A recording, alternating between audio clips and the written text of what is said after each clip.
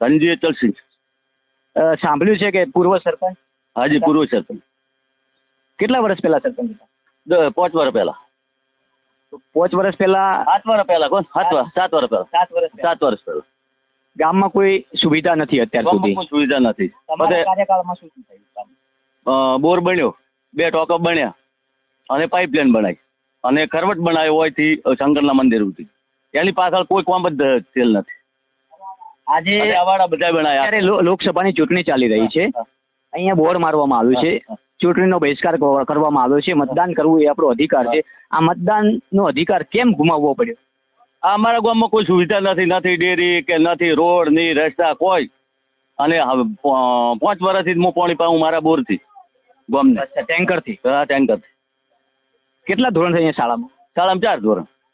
એ બાળકો પાણી 7 ધોરણ બનાવે તો શાળામાં, પણ એ તો પાછું ફેર 2 ધોરણ ઘટાડી નાખે. પાણીની કેવી તકલીફ?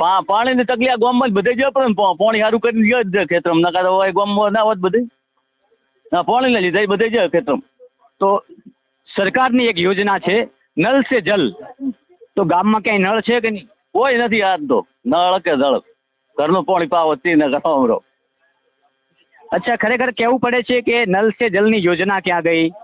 આ ગામમાં નળે નથી કે જળે નથી, એટલે જ આખરે આ ગામે એક ડેરી નથી એટલે કોઈ હોય જ નહીં. એ ગામનો એ મેન વિકાસ તો એ જ છે.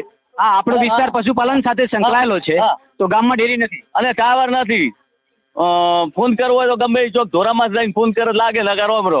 108 બોલાવી હોય ભલે ગમે એ કરવું હોય તો 25 વર્ષ પહેલા જે સિચ્યુએશન હતી એવી નહીં હાગી.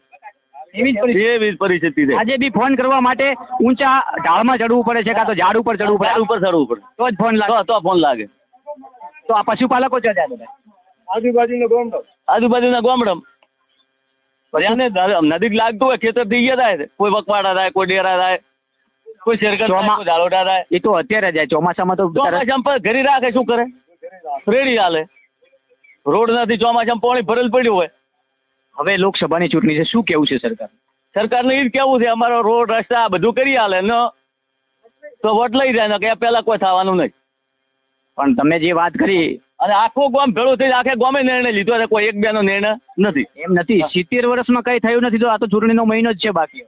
તો કોઈ નહીં, હવેથી બંધ. હા, વોટ જ નહીં કરવાના.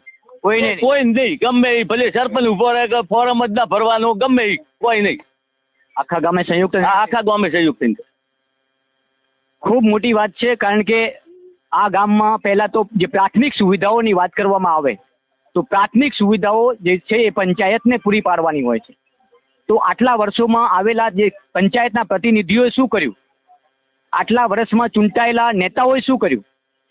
આટલા વર્ષમાં આજ લોકોના જે ટેક્સના પૈસા જાય છે એ પૈસા, આ ગામના પૈસા ક્યાં ગયા?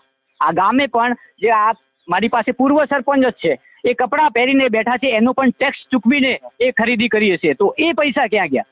આ ગામના જેટલી પણ જનસંખ્યા હોય, આ ગામમાં તમામ લોકો ટેક્સ ભરતા હોય છે, તમામ લોકો ઉપર ટેક્સ હોય છે, તો એ તમામ જે રૂપિયા છે એ આ ગામના તો રૂપિયા આ ગામમાં વાપરવાતા, આવા અનેક સવાલો ઊભા થાય છે. અને ત્યારે આખરે કંટાળીને આ ગામે એક જ નિર્ણય લીધો છે કે ચૂંટણીનો બહિષ્કાર.